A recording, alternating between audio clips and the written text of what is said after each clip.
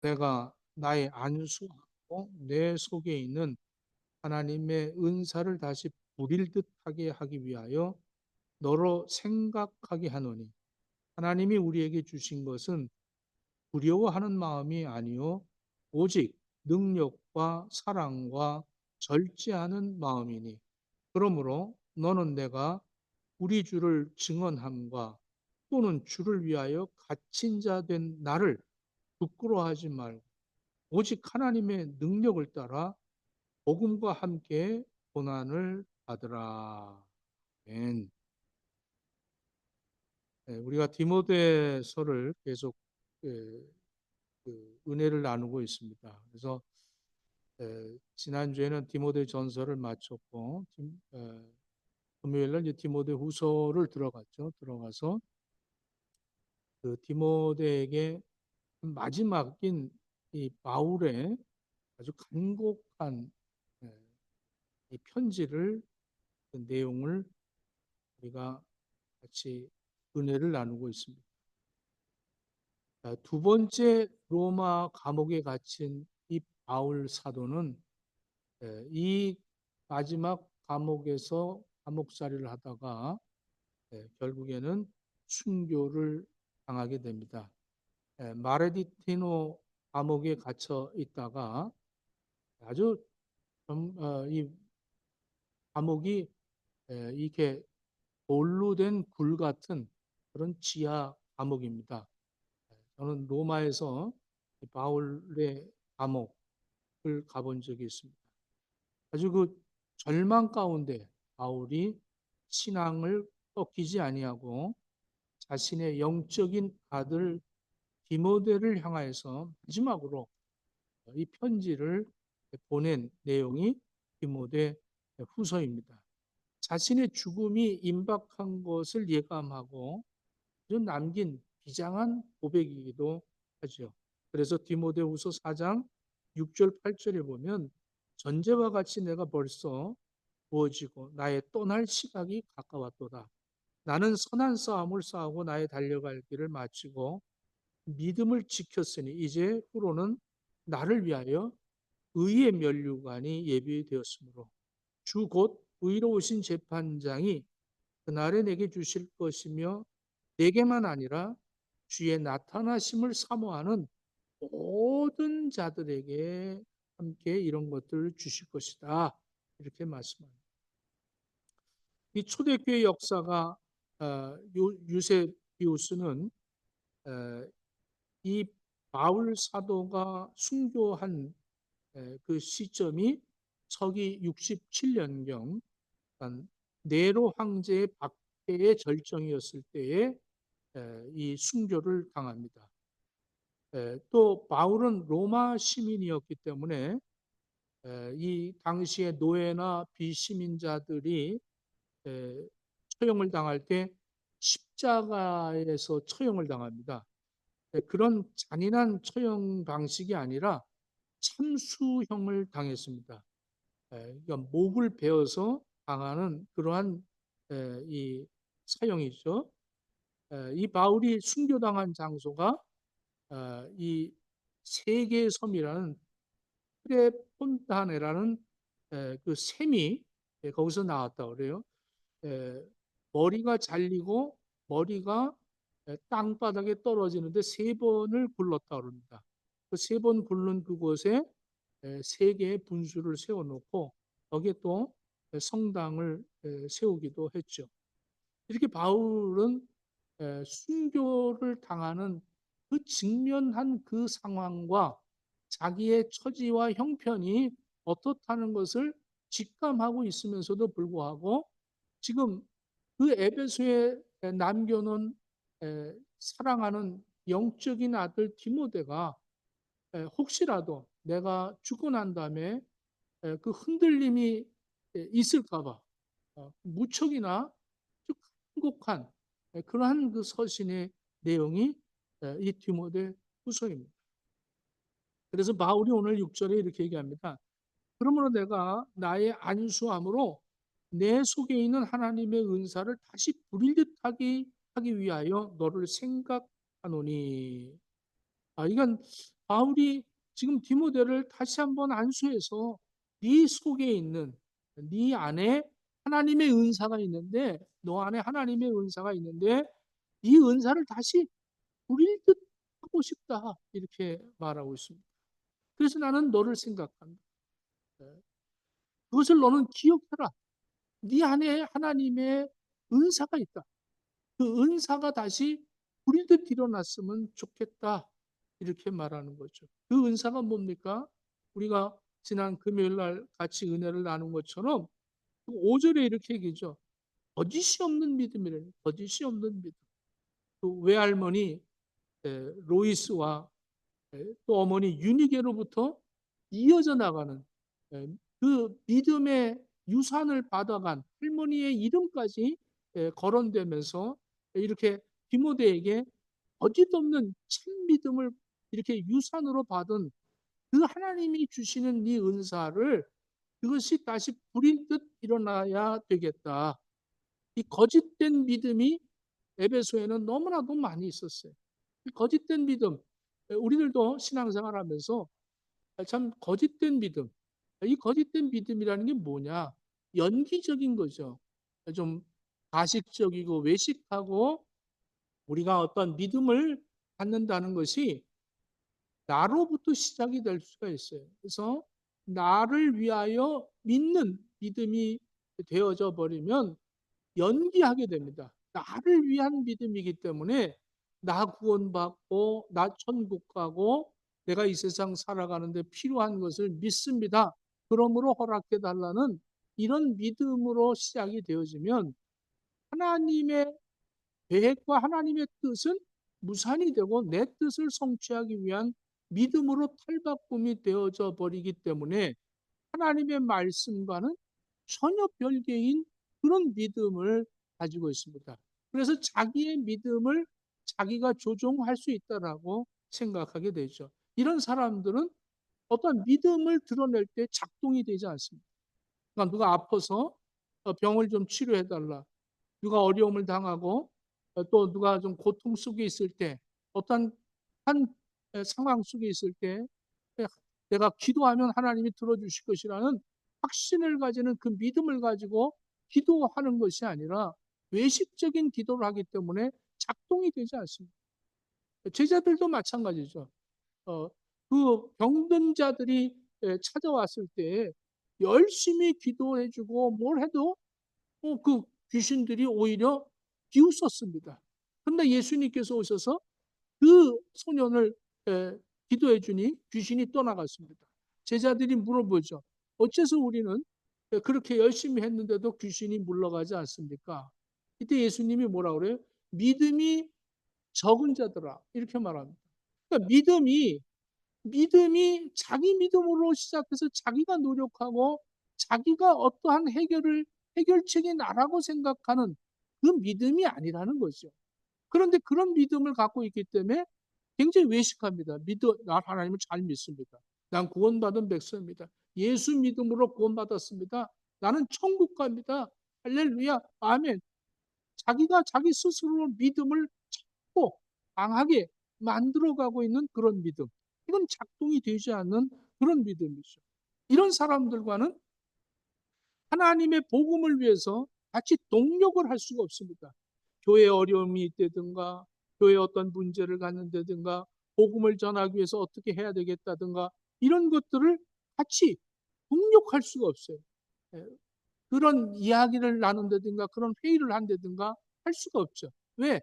자기 믿음을 가지고 있기 때문에 그런 믿음은 어떠한 같은 일을 같은 맥락에서 해결해 나갈 수가 없다는 거죠. 그런 사람들만 수만 명이 있으면 무슨 소용이 있겠어요. 지금 바울은 이 디모데가 자기의 동력자요, 자기 아들이요. 그래서 그 디모데에게 바울은 자기 그런 것들을 다 쏟아 붓습니다. 또 이 거짓 믿음을 가진 사람들은 전승이 안 되는 거예요. 자기 자녀들에게 자기 믿음을 전승하고 있지 참된 거짓 없는 믿음을 전승할 수가 없어요. 그래서 자식들이 공부하는 목적도 세상 것을 얻기 위해서, 이 세상에서 잘 되기 위해서 이 세상에 편안하기 위해서 이런 믿음으로 헬바꿈이 되어져 버렸기 때문에 예수 그리스도의 그 믿음의 능력이 그들에게 계승되지는 않습니다.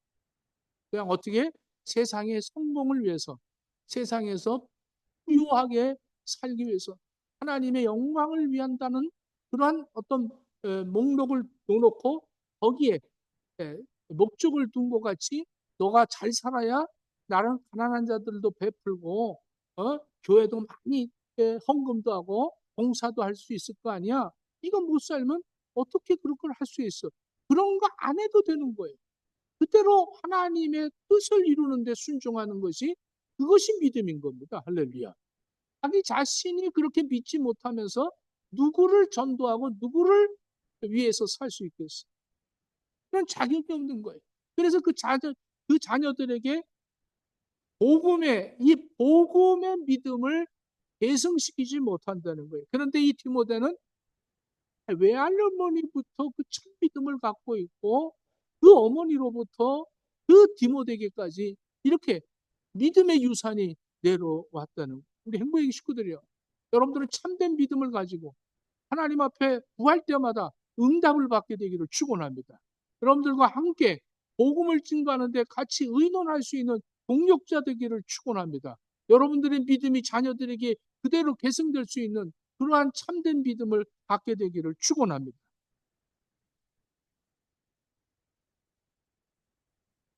베드로전서 2장 9절에 보면 이렇게 말합니다. 그러나 너희는 택하신 족속이요 왕 같은 제사장들이요 거룩한 나라여 그의 소유가 된 백성이니 이는 너희를 어두운 데서 불러내어 그의 귀한 빛에 들어가게 하신 이의 아름다운 덕을 선포하게 하려 하심이라.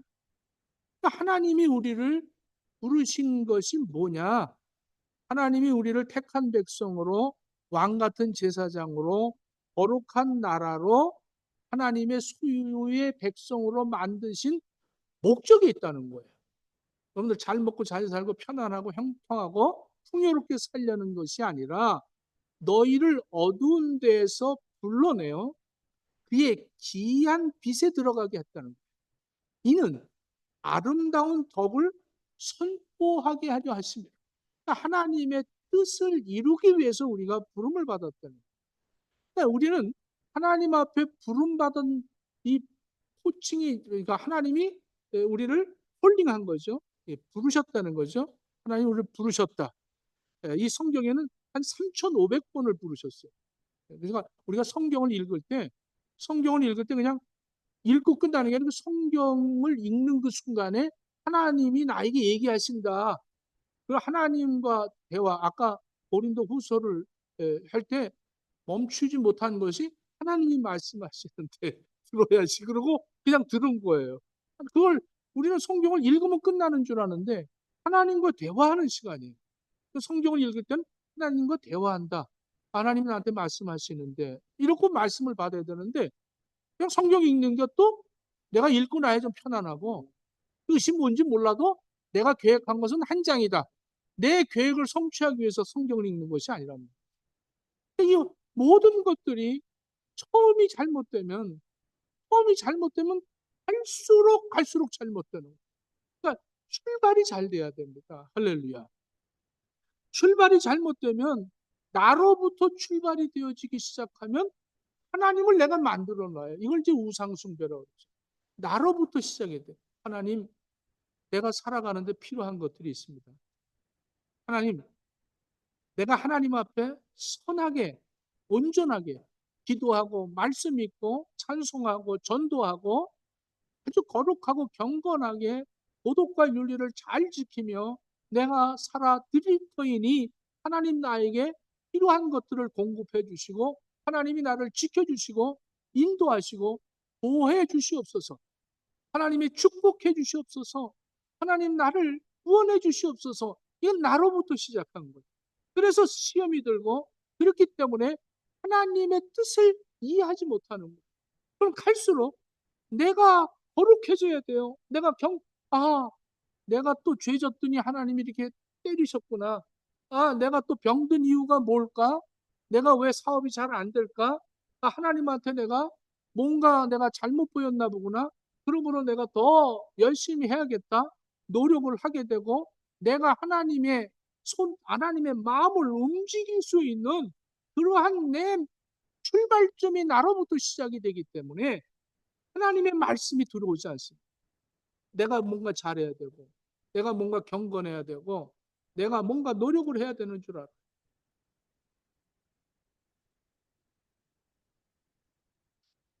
우리가 구원받았다는 것이 내 노력이 0.1%도 없는 물에 빠진 사람들을 구조할 때 보면 막 허우적거리면 아무도 안 간다는 거예요. 완전히 지쳐서 딱 넋 났을 때 구조대가 갑니다. 또 이 허우적거릴 때는 이 구조선에서 이 튜브를 던져줘도 그걸 잡질 않는다. 지가 살아보려고 발버둥을 치니까 아무리 얘기를 해도 안 듣는다. 가만히 계십시오. 구조대가 갑니다. 모르는데는 절벽 낭떠러지에 떨어진 사람들을 구조할 때도 그 밧줄을 내려주면 그 밧줄을 잡고 가만히 계십시오 그러는데도 자기가 막 동요 메고 내가 무슨 그 노력을 해서 그래서 올라오려고 그러는데 가만히 있어야 돼. 위에서 가만히 있으라면 가만히 있어야 되고 오른쪽으로 가려면 오른쪽으로 가고 예? 그렇게 시키는 대로 해야 되는데 내가 시작을 하려고 내가 뭔가 노력을 해서 내가 도와주겠다는 거죠. 절대 그렇지 않습니다. 하나님의 방법대로 우리가 살아야 되는 거예요. 그런데 우리는 하나님으로부터 하나님이 나를 부르셨는데 내가 하나님을 선택하는 것처럼 되어질 때 이것이 바로 우상을 숭배하는 것이라는 거예요. 자, 바울이 진정으로 이제 죽음을 앞에 놓고 디모데에게 너의 받은 은사를 기억하라. 하나님이 주신 은사죠. 하나님이 주신 은사를 기억하라. 처음 주님을 만나고 주님을 위해서 살기로 결단했을 때 그 뜨거웠던 마음, 헌신적인 마음, 이게 왜 한 번에 이렇게 사라져 버릴 때가 많지 않습니까? 한번 보면 호주 와서 목회하면서 만난 사람들의 그 간증들이 그 옛날에 한국에서 산기도 가서 이 맞도록 기도했더니 펑 울고 기도하고 방언이 터지고 음식을 해도 배고픈 줄 모르고 어떻게 금식했는데 얼굴이 그렇게 더 윤택한지 모르겠다고. 그 다니엘서에 나오는 그 다니엘이 금식을 했는데 얼굴이 더 빛난 것처럼 그런 적이 있었다고. 옛날엔 저도 옛날에는 젊었어요. 옛날에는 잘 나갔어요. 이게 무슨, 현재 내가 그렇지 못했다는 거 아니에요? 근데 과거에 그랬는데 왜 못 그럴까, 지금은? 내 속에 있는 그 하나님의 은사, 하나님 주신 은사를 다시 불일듯 일어나게 하기를 원한다는. 내 속에 하나님의 은사라는 거죠. 디모데 안에 하나님의 은사가 있다는 거예요. 헬라어로 은사는 카리스마인데 은혜를 뜻하는 거예요. 카리스, 은혜라는 거죠. 이 은사는 값없이 주신 거예요. 내가 노력해서 준 게 아니고 내가 막 기도해서 받은 것도 아니고 내가 금식해서 받은 것도 아니고 이미 이 은사는 하나님이 이 세상을 창조하시기 전에 그리스도 예수 안에서 우리에게 은사로 주신 겁니다. 그래서 우리는 예수 그리스도가 이 땅에 오신 목적도 하나님의 뜻을 이루기 위해서 오신 것이지 예수님이 십자가에 못 박혀 죽으시기 위해서만 온 것이 아니에요. 나를 이미 창세전부터 하나님은 그런 계획을 갖고 계십니다. 그런데 내가 그 계획을 알 수가 없지. 깨달을 수도 없고. 그런데 하나님이 내 속에 그 은사를 이미 주셨다는 거예요. 그 은사가 뭐냐? 성령의 역사입니다. 성령이 우리에게 내주하고 계시는 거예요. 할렐루야. 그 성령님이 우리에게 가르쳐 주죠. 다양하게 나타납니다. 은사는. 그래서 고린도전서 12장에 보면 지혜의 말씀, 지식의 말씀, 또 병 고치는 은사, 이 성령의 은사가 다양하게 이렇게 나타나죠. 아주 귀중한 귀한 보물이 우리 속에 있다는 거예요. 근데 이 우리 속에 있는데 이것이 다시 불일듯 일어나야 되겠다. 지금 바울이 그 마지막 소원입니다. 디모데야, 너의 그 은사가 다시 불일듯 일어나야겠다. 이렇게 얘기하는 거예요. 불이 있는데 불을 끄겠다는 거예요. 다시 바람을 부어서 이 불꽃이 일어나게 해야겠다. 그냥 단지 그냥 불이 있다 이것이 아니라 지금 바울이 원하는 것은 네 은사를 계속해서 불태워야 한다. 저와 여러분들이 하나님 주신 은사가 있어요. 근데 이 성령님을 찾지도 않아요. 오늘 뭐 마지막 날에 우리 김민경 전사님 찬양하는데 갑자기 막 불이 일어나 속이 뜨거워져. 자꾸 이게 뜨거워져야 돼. 뜨거운 물 먹어서 뜨거워지는 게 아니라 우리가 기도하고 찬양하니까 그 뜨거워져. 예? 아니 무반주로 어떻게 그렇게 찬양을 잘해? 예? 마지막에 반주가 끊었는데도 찬양하는데 잘한다. 예? 이런 찬양 은사를 받은 사람이 찬양을 하니까 들으면 그게 불이 마음에 하나님 주신 그 하나님 그냥 값없이 주셨다는 거예요. 뭐를 내 조건이 아니라 근데 그 은사는 보물로 여기질 않는 거예요. 바깥의 거를 받으려고 많이 주시옵소서. 잘 되게 해주시옵소서. 내 사업 잘 되게 해주시고 형통하게 해주시고 내 자녀들 잘 되게 해주시고 내 속에 지금 성령님은 근심하고 울고 계세요. 나를 부리듯 이렇게 나를 바람을 불어주라. 찬양 좀 하고 이거 뭐 기도 좀 하고 뭐 이래라. 말씀을 받으면서 하나님 음성을 듣고 막 이래갖고 하나님의 뜻을 깨닫고 막 이러면서 성령님께서 은사를 막 베풀어 주고 싶은데 그런 은사는 필요 없는 거예요. 내 육신만을 위해서 내 육신이 이 세상을 살아가는 동안에 잘 먹고 잘 샀으면 좋겠고 편안했으면 좋겠고 그리고 그냥 좀 윤택했으면 좋겠고 자식들도 그냥 얼마나 그냥 행복했으면 좋겠고 이런 얘기만 하면 받았다.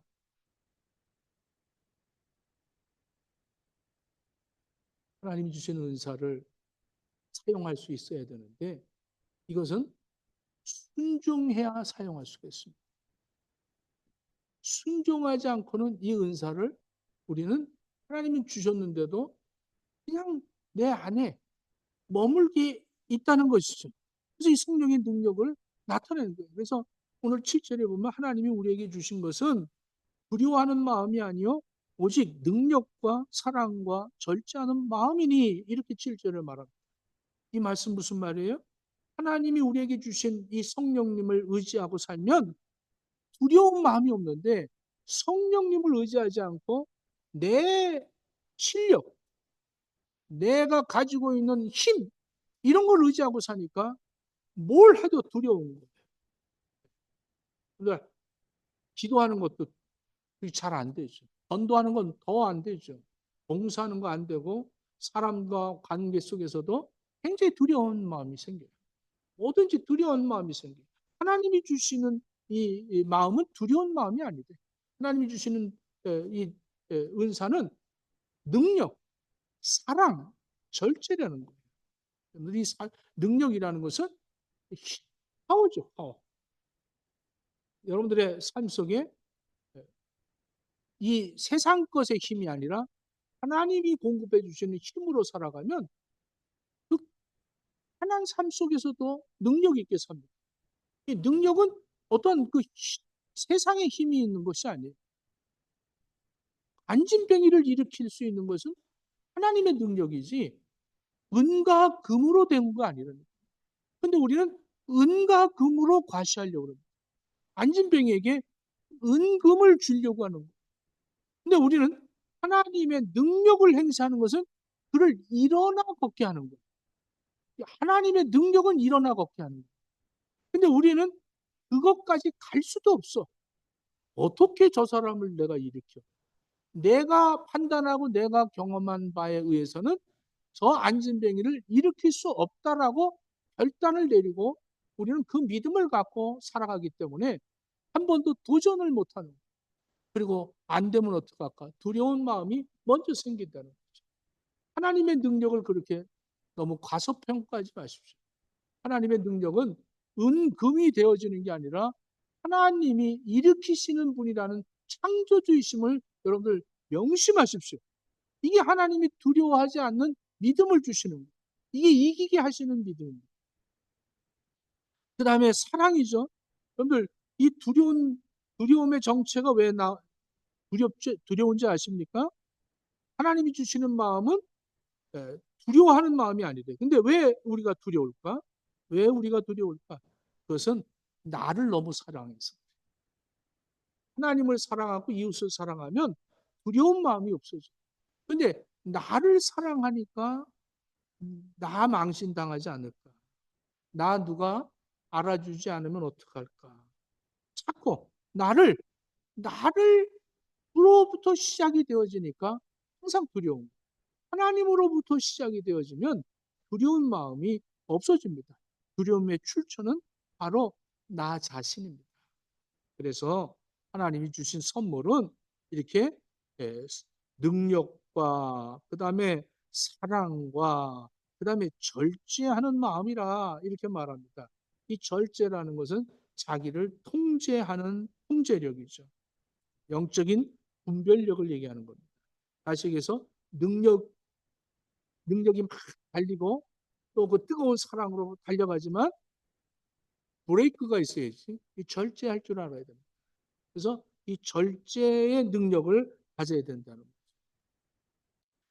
8절에 이렇게 말합니다. 그러므로 너는 내가 우리 주를 증언함과 또는 주를 위하여 갇힌 자 된 나를 부끄러워하지 말고 오직 하나님의 능력을 따라 복음과 함께 고난을 받아라. 참 자기의 죽음에 대한 두려움과 자기의 형편과 처지를 위해서 기도해 달라는 것이 아니라 내가 지금 잡힌 것이 복음을 증거하다가 내가 이렇게 감옥에 갇혔다. 얼마나 부끄러운 일이겠어요. 지금 에베소의 모든 성도들이 디모데에게 네 아버지가 감옥에 갇혔대. 지금 이제 죽게 됐대. 이런 소문을 들을 때 디모데의 마음이 어떻겠어요? 왜 하필 그렇게 왜 우리 스승이 우리 영적인 아버지가 왜 그렇게 죽을까? 막 화려하게 그 장례식이 막 거창하고 있는 사람들이 찾아와주고 그게 아니라 그냥 싸늘하게 왜 그렇게 죽을까? 얼마나 부끄럽겠어요? 근데 바울이 그것까지 얘기하는 거예요. 디모데야, 내가 감옥에 갇혔다는 것을 이거 부끄러운 일이 아니야.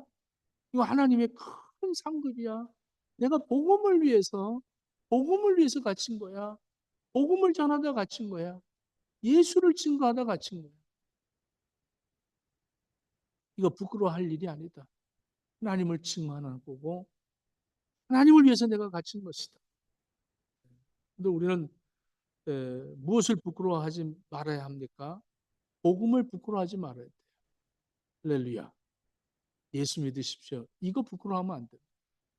근데 우리는 항상 이 얘기하면 나를 어떻게 볼까? 너나 잘하세요. 이런 소리 들을까 봐. 아이고, 너나 잘 믿으세요. 이런 소리 들을까 봐. 예수 믿으세요. 이거 잘 안 돼요. 그리고 예수님 때문에 뭔가 내가 좀 사람들 앞에 바보 취급당하고 어리석게 여겨지면 이게 굉장히 부끄러운 거예요. 그래서 좀 당당하게 뭐 저녁도 사주고 점심도 사주고 저도 그러더라고요. 이 후배들이 늙으면요 입은 닫고 주머니가 열려야 되는데 형님은 어떻게 입이 아직도 열려 있어요? 그래서 저도 입을 닫고 주머니를 열어야 될 텐데 그러고 싶죠. 근데 입이 열려서 예수밖에 없다. 뭐, 오직 예수밖에. 그거만 저는.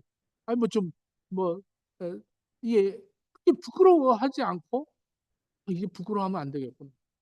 이 말씀 준비하면서도, 엘리, 하나님이 인정하면 되지. 이러면서 자꾸 힘이 생깁니다. 내 속에 그 하나님 주신 은사가 자꾸, 어, 바람을 부니까 타기 시작을 하는 거야. 그래서 가끔 이제, 이것이 방법이고. 내가 자꾸 이 하나님의 이 은사가 소멸되려고 할 때 자꾸 찬양을 하죠. 자꾸 기도를 하죠. 자꾸 그러면 이게 소멸되려고 하는 바람이 불면 불이 일어나서 또 이게 막 난리가 나는 거예요. 여러분들 그렇게 되길 축원합니다. 찬양이 뜨겁고 여러분들 가정에서도 자꾸 불을 붙여줘야 돼요. 근데 자꾸 물을 끼얹잖아요. 엄마 왜 그렇게 자꾸 찬양하면서 주책이야? 하면서 물 끼얹고 아니 엄마 여보 당신 말이야 권사가 물, 야 이게 쪽팔리 그게 뭐냐 물 뿌린다고요 자꾸 이럴 때 우리는 그게 부끄러워한 게 아니에요. 부끄러워하지 말고 막 그래갖고 그 바람 막 불어갖고 예수 믿어라 예수 믿어 네 믿음이 얼마나 되니 이러면서 그 믿음의 출발점이 하나님이 너를 부른 거야. 네가 하나님을 선택한 게 아니야. 예수 믿어야 돼. 예수님을 보내신 것이 하나님의 뜻을 이루는 거야. 이러면서 복음을 증거하라.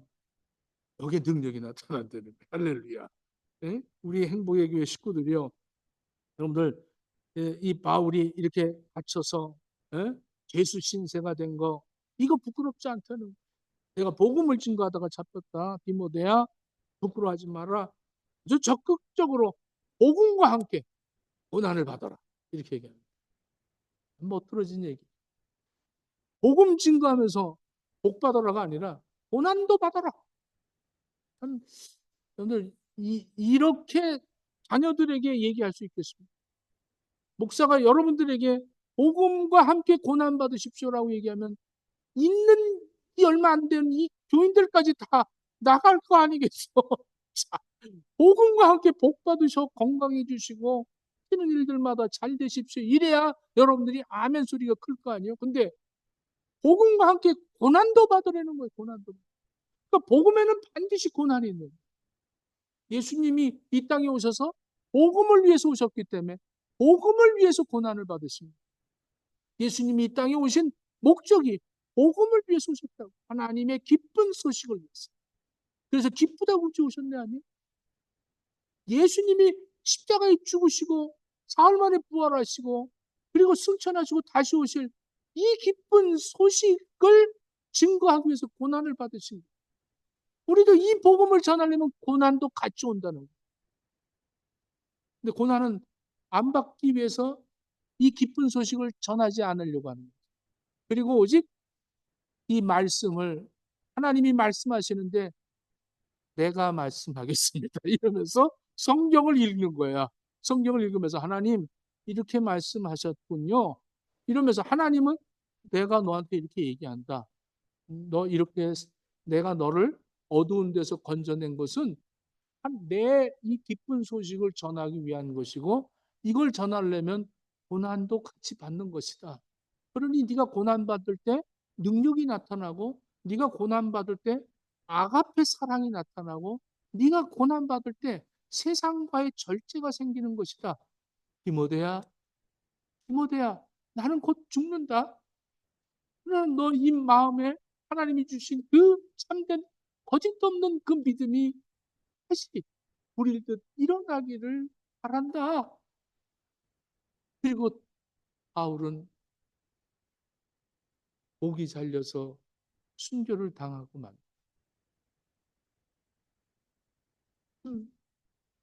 저는 이 말씀을 준비하면서 이렇게 죽었으면 참 좋겠다.